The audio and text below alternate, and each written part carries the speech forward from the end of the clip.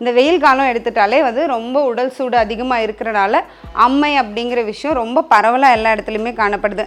So இந்த அம்மை வந்து நம்ம என்ன பண்ணுறது, குழந்தைங்க இருக்காங்க, ஸோ குழந்தைங்க ஹாலிடேஸில் வீட்டில் இருக்கிறாங்க, பெரியவங்க இருக்கிறாங்க, ஸோ ஒருத்தருக்கு வந்து முடிஞ்சதுன்னா அதுக்குள்ளே இன்னொருத்தருக்கும் பரவுது. இந்த மாதிரி அம்மை அப்படிங்கிறது வந்து பார்த்திங்கன்னா இந்த சம்மர் சீசனில் இருக்கக்கூடிய ஒரு மெயினான ஒரு விஷயம். இந்த அம்மை நோய் வராமல் நம்ம எப்படி தடுத்துக்கலாம் அப்படிங்கிறத பற்றி ஒரு சில டிப்ஸ் தான் நம்ம இன்றைக்கி பார்க்க போகிறோம். முக்கியமான விஷயம் நம்பர் 1 என்னன்னு பார்த்தீங்கன்னா, நம்ம வந்து தேவையான அளவுக்கு நம்ம வந்து தண்ணி எப்போவுமே சரியான அளவில் குடிக்கணும், சரியான விகிதத்தில் குடிக்கணும். ஸோ ஒரு நாளைக்கு 2.5 லிட்டர்லேருந்து 3 லிட்டர் வந்து தண்ணி வந்து குடிக்கணும். இது வந்து உடல் எடைக்கு ஏற்ற மாதிரி மாறுபடும்.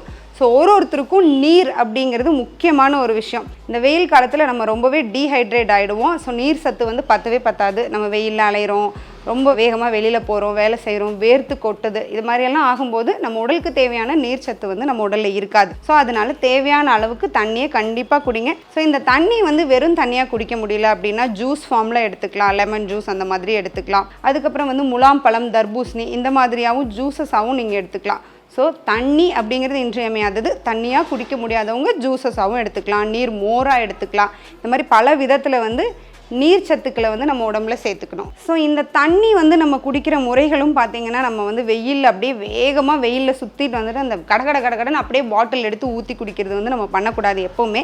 ஸோ அது கிட்னிக்கு வந்துட்டு ஓவர் லோடு கொடுக்கும். ஸோ அப்படி பண்ணாமல் ஒரு டம்ளரில் ஊற்றி வச்சு சிப் பண்ணி குடிக்கிறது தான் வந்து கரெக்டாக தண்ணி குடிக்கிற முறை. ஸோ அந்த மாதிரி குடிக்கும்போது நம்ம வந்து உடலுக்கு வந்துட்டு தேவையான நீர் சத்து கிடைச்சதை வந்துட்டு நம்மளாலேயே உணர முடியும். ஸோ அந்த மாதிரி குடிக்க ட்ரை பண்ணுங்கள். பட் இல்லை வெளியில் போகிறவங்க அந்த மாதிரியெல்லாம் எடுத்துகிட்டு போக முடியாது அப்படிங்கிறவங்க வந்துட்டு பிளாஸ்டிக் பாட்டில்ஸ் யூஸ் பண்ணாமல் எவர் சில்வர் பாட்டில்ஸ் அந்த மாதிரியான பாட்டில்ஸ் யூஸ் பண்ணுங்கள். ஈவன் நீங்கள் வண்டியிலேயே வச்சுட்டு போனீங்கன்னாலும் சரி, காரில் உள்ளே வச்சுட்டு போனீங்கனாலும் சரி, பிளாஸ்டிக் பாட்டில் வந்து இப்போ அடிக்கிற வெயிலில் வந்துட்டு அது பிளாஸ்டிக் ஒரு உருகி உள்ளே இருக்கிற தண்ணியெல்லாம் அந்த பிளாஸ்டிக் வந்து சேர்ந்து இருக்கும்.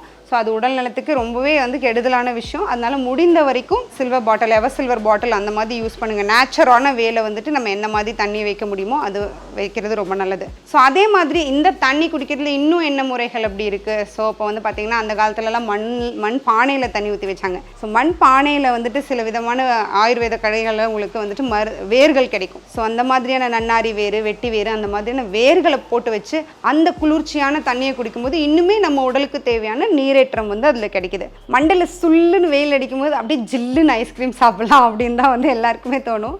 பட் ஜில்லுன்னு சாப்பிட்ற ஐஸ்கிரீம் வந்து நம்ம உடம்புக்கு வந்து குளிர்ச்சியான விஷயம் கிடையாதுங்க. ஆக்சுவலாக வந்து நம்ம ஐஸ்கிரீம் வந்து பாடி வந்து ஹீட் தான் பண்ணும். ஸோ அதுவும் ரெஃப்ரிஜிரேட்டரில் வச்சு நம்ம வந்து கூலாக சாப்பிடும்போது அப்படியே வந்து நமக்கு அது உடம்புக்கு ரொம்பவே கெடுதலான விஷயந்தான். ஐஸ்கிரீம் சாப்பிடலாம், எப்போயாவது சாப்பிடலாம். பட் இந்த மாதிரி வெயிலில் அலைஞ்சிட்டு உடனே சாப்பிட்றது, அப்படியே ஐஸ் வாட்டர் வாங்கி கடகடன்னு குடிக்கிறது, இந்த மாதிரி விஷயங்களை நம்ம பண்ணக்கூடாது. முடிஞ்சால் வந்துட்டு கம்மங்கூழ், கேப்பக்கூழ் அந்த மாதிரியெல்லாம் கிடைக்கும்ல, ஸோ அந்த மாதிரி வந்து குடிக்கிறது நல்லது. எங்கே எப்போ என்ன வெளியில் சாப்பிட்டாலும் முடிஞ்ச வரைக்கும் சுகாதாரமான முறையில் அவங்க வச்சுருக்காங்களா, நல்லா சுத்தமாக கட் பண்ணுறாங்களா அந்த மாதிரி பாருங்கள். இல்லை வீட்டுக்கே ஒரு முழு பழமாக வாங்கிட்டு வந்து ஃபேமிலியே வந்து சேர்ந்து வீட்டில் சாப்பிட்லாம். ஒரு பழத்தை அறுத்தீங்களா, ஒரு நாள் வாரத்தில் 2 நாள் 2 தர்பூசணி அறுத்தீங்களா, வீடே எல்லாருமே சேர்ந்து சாப்பிட்டீங்களா, அந்த மாதிரி சாப்பிட்றதே ரொம்ப நல்லது. அதுவும் வந்து சுகாதாரமாகவும் இருக்கும். ஸோ அதுவும் நீங்கள் ஃபாலோ பண்ணலாம்.